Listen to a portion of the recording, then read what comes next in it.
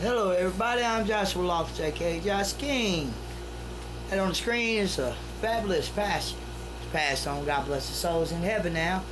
It's Billy Graham, America's pastor. I'm going to be reading a book he wrote called The Journey.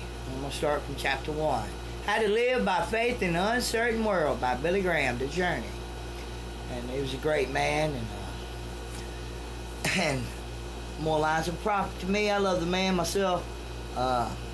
First I'm going to read you a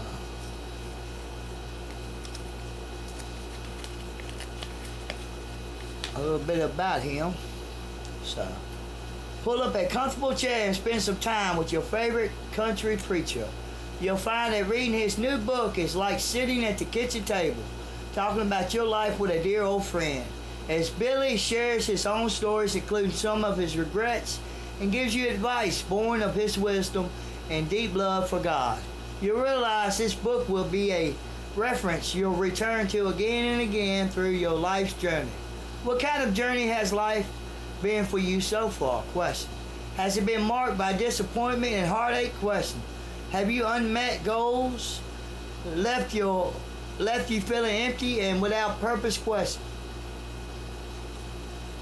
Have you found yourself overwhelmed by crushing circumstances caused by sickness, a broken home, or financial pressures? Question. Then ask yourself, does your journey have to be this way, or can it be different? Question. Billy Graham says that with God's help, you can begin again.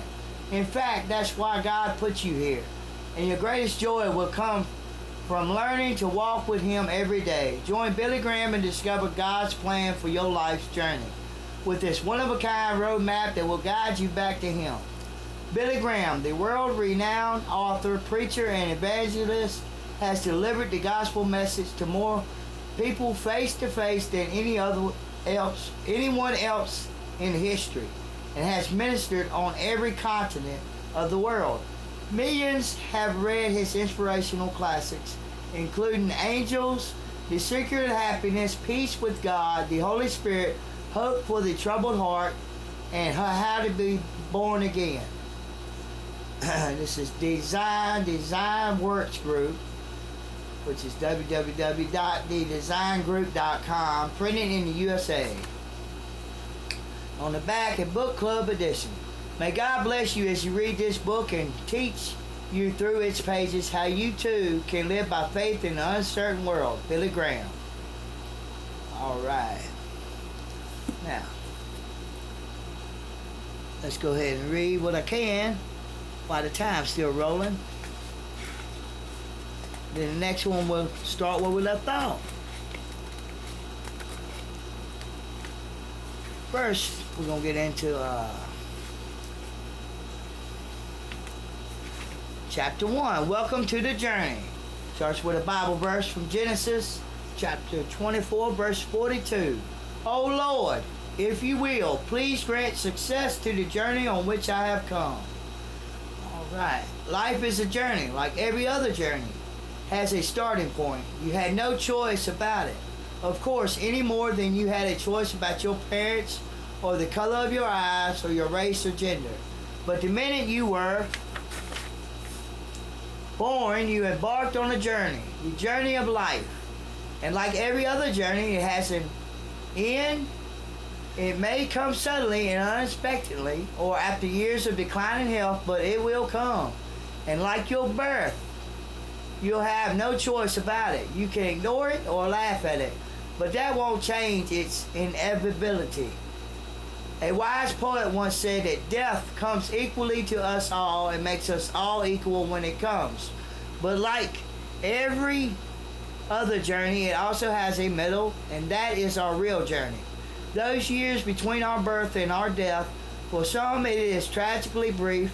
For most of us, however, our life's journey will last many years, moving successfully from childhood to adolescence and young adulthood, then on through the middle years to old age. Like birth and death, this part of the journey is almost inevitable. Try as we might, we can't turn back the clock or stop the relentless march of time.